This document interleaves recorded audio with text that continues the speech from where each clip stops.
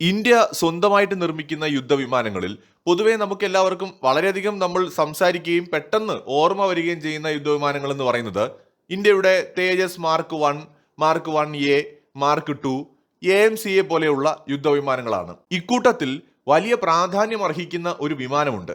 HALന്റെ TEDBF അഥവാ twin engine deck based fighter. ഇത് വളരെ പ്രധാനപ്പെട്ട ഒരു യുദ്ധവിമാനമാണ്. ഇത് പൂർണ്ണമായിട്ടും ഡിസൈൻ ചെയ്യുന്നതും നിർമ്മിക്കുന്നതും ഇന്ത്യയാണ്. എയറോനോട്ടിക്കൽ ഡെവലപ്മെന്റ് ഏജൻസിയാണ് ഇത് ഡിസൈൻ ചെയ്ത് ഡെവലപ്പ് ചെയ്യുന്നത്. മാനുഫാക്ചർ ചെയ്യാൻ പോകുന്നത് ഹിന്ദുസ്ഥാൻ എയറോനോട്ടിക്സ് ലിമിറ്റഡ് ആയിരിക്കും. ഈ യുദ്ധവിമാനത്തിന്റെ പ്രത്യേകത എന്ന് പറയുന്നത് നമ്മുടെ വിമാനവാഹിനി കപ്പലുകളിൽ നിന്ന് നമുക്ക് ഉപയോഗിക്കാൻ കഴിയുന്ന യുദ്ധവിമാനങ്ങളാണിവ. ഇത് ഒരു മൾട്ടി റോൾ ഫൈറ്റർ ആണ്. അതുകൊണ്ട് തന്നെ കോംബാറ്റ് എയർ പെട്രോളിന്, എയർ സുപ്രീമസിക്ക്, ഇന്റർസെപ്ഷന്, ഗ്രൗണ്ട് അറ്റാക്കിന്, ആന്റി സർഫസ് വാർഫെയറിന്, രഹസ്യാന്വേഷണം പോലുള്ള കാര്യങ്ങൾ ചെയ്യുന്നതിന് വേണ്ടിയിട്ട്, ഇലക്ട്രോണിക് വാർഫെയർ ചെയ്യാനായിട്ട്, പരസ്പരം റീഫ്യൂവലിംഗ് ചെയ്യാൻ പറ്റുന്ന രീതിയിലൊക്കെയാണ് ഈ വിമാനത്തെ ഡെവലപ്പ് ചെയ്തെടുക്കുന്നത്. ശരിക്കും ഇത് ഇന്ത്യ നിർമ്മിക്കുന്ന ഏറ്റവും മികച്ച യുദ്ധവിമാനങ്ങളിൽ ഒന്നായിരിക്കും. 2030 ആ ഒരു പീരീഡിലൊക്കെ, അതിന് മുമ്പോ അതിനോട് ചേർന്നോ ഉള്ള ഒരു സമയത്തായിരിക്കും ഇതിന്റെ പരീക്ഷണ പറക്കൽ ഉണ്ടാവുക. അതായത് 2035 ശേഷം ഇതിന്റെ മാസ് പ്രൊഡക്ഷൻ നടത്താൻ പറ്റുന്ന രീതിയിലാണ് ഇന്ത്യ ഈ യുദ്ധവിമാനം ഡെവലപ്പ് ചെയ്യുന്നത്.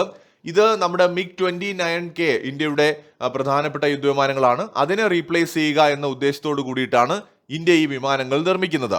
2019-20 കാലഘട്ടത്തിലാണ് ഈ ഒരു വിമാനം നിർമ്മിക്കാനായിട്ടുള്ള ഒരു പ്രോഗ്രാമിന് തുടക്കമാവുന്നത്. ഇന്ത്യൻ നേവി ആവശ്യപ്പെട്ടത് അവർക്ക് ട്വിൻ എഞ്ചിന്റെ തന്നെ ഒരു വിമാനം വേണം എന്നുള്ളതായിരുന്നു. അവർക്ക് സിംഗിൾ എഞ്ചിൻ പോരാ എന്നായിരുന്നു അവർ പറഞ്ഞത്. അങ്ങനെ ട്വിൻ എഞ്ചിൻ പ്രോഗ്രാമിന് ഇന്ത്യ തുടക്കമിട്ടു. ഇന്ത്യൻ നേവിയുടെ കൃത്യമായ മേൽനോട്ടം ഈ ഒരു പ്രോജക്റ്റിലുണ്ട്. എത്രയും പെട്ടെന്ന് തന്നെ ഇതിന്റെ പ്രോട്ടോടൈപ്പ് പുറത്തിറക്കണം എന്നാണ് ഇന്ത്യൻ നേവിയുടെ നിർദ്ദേശം എന്ന് പറയുന്നത്. കാരണം ഇതിന്റെ മാസ് പ്രൊഡക്ഷൻ 2038 നടക്കണമെന്നുള്ളതാണ്, 2035 ശേഷം നടക്കണം എന്നുള്ളതാണ് ഇന്ത്യൻ നേവി കണക്കൂട്ടുന്നത്. അപ്പൊ അതുകൊണ്ട് തന്നെ ഇന്ത്യ ദ്രുതഗതിയിൽ നിർമ്മിക്കുന്ന വിമാനങ്ങളിൽ ഒന്നാണിത്. ഇതിലെ ഏറ്റവും പ്രധാനപ്പെട്ട മറ്റൊരു കാര്യം എന്ന് പറയുന്നത് നമ്മുടെ റഫേൽ യുദ്ധവിമാനങ്ങളെ മറികടക്കുന്ന തരത്തിൽ, അല്ലെങ്കിൽ അതിനേക്കാൾ മികച്ചവയായിരിക്കും ഇന്ത്യയുടെ ഈ TEDBF എന്ന് പറയുന്ന ഇന്ത്യ നിർമ്മിക്കുന്ന ഈ ഒരു വിമാനം. അത് എല്ലാ രീതിയിലും, അതായത് എല്ലാ ഓപ്പറേഷണൽ ഡയമെൻഷനിലും നമ്മൾ നോക്കിയാലും ഇത് റഫേലിനേക്കാൾ മികച്ചതായിരിക്കും. ഈ വിമാനങ്ങളിൽ ഇന്ത്യ ആഗ്രഹിക്കുന്ന ആയുധങ്ങൾ ഘടിപ്പിക്കാൻ കഴിയും.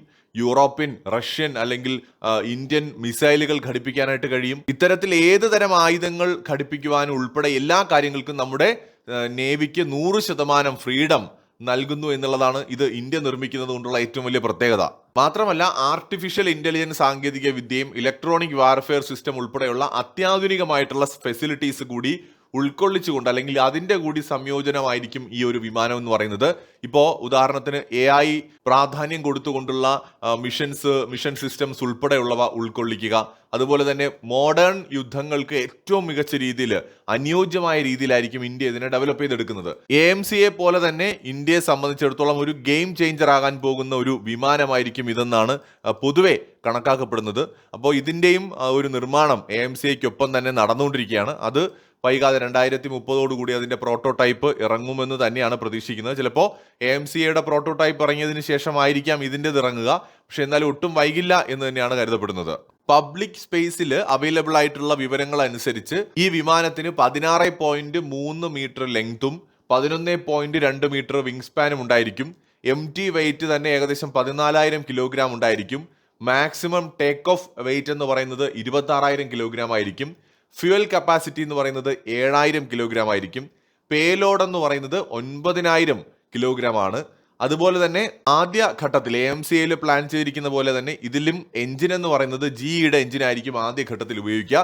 പിന്നീട് തദ്ദേശീയമായ എഞ്ചിനിലേക്ക് മാറാനായിരിക്കും സാധ്യത. GEയുടെ F414 എന്ന് പറയുന്നത് പവർഫുൾ എഞ്ചിൻ ആയിരിക്കും നമ്മൾ ഇതിനകത്ത് ഉപയോഗിക്കാൻ പോകുന്നത്. ഇതിന്റെ വേഗത എന്ന് പറയുന്നത് ഏകദേശം മാക് 1.8 ആണ്. റേഞ്ച് എന്ന് പറയുന്നത് ഏറ്റവും കുറഞ്ഞത് 2000 കിലോമീറ്റർ എങ്കിലും ഉണ്ടാവും.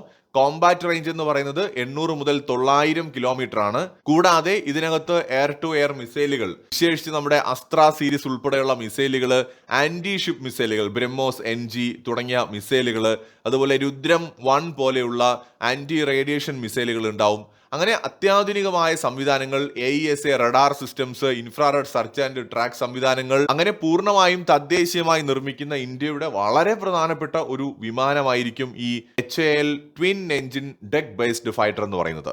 മറ്റൊരു വീഡിയോയുമായി വീണ്ടും വരാം.